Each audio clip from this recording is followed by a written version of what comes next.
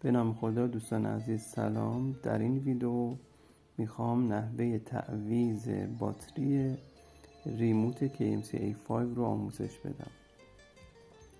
در مواقعی که باتری ریموت ضعیف میشه، اخطار لو باتری در صفحه نمایش کلاستر ماشین ظاهر میشه و این موقعی هستش که باید شما باتری ریموت رو تعویض بکنید. برای تعویض باتری ریموت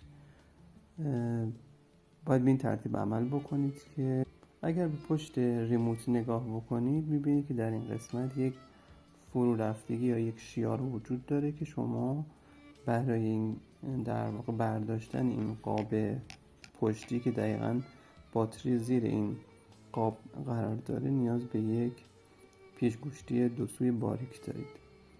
خب برای این کار میایید و در واقع با استفاده از پیشگوشتی دو سو نوکش رو در این قسمت فرو میکنید و به آرومی بدون که ضربه‌ای وارد بکنید و فشاری وارد بکنید در واقع باعث این قاب رو سعی میکنید که از این قسمت جدا بکنید. اصلا عجله نکنید، به آرومی در واقع اینو سعی کنید قاب رو جدا کنید.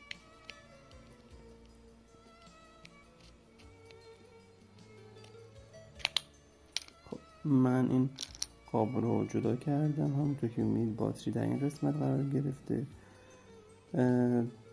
میتونید به راحتی این بورد رو از داخل ریموت در بیارید. باتری رو کافیه با نوک دو سوی فشار به آرومی وارد بکنید تا باتری از این قسمت در بیاد.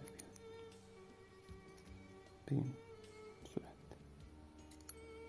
خب باتری جدید رو که خریدید جا میزنید در محل خودش، به راحتی دوباره برمیگردونید در محل خودش و برای بستن این قاب هم دقت بفرمایید که در این دو طرف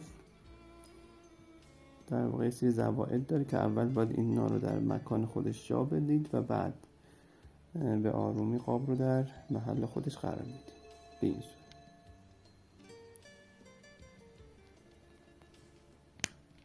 آروم فشار بدید تا قاب در سر جای خودش قرار بگیره.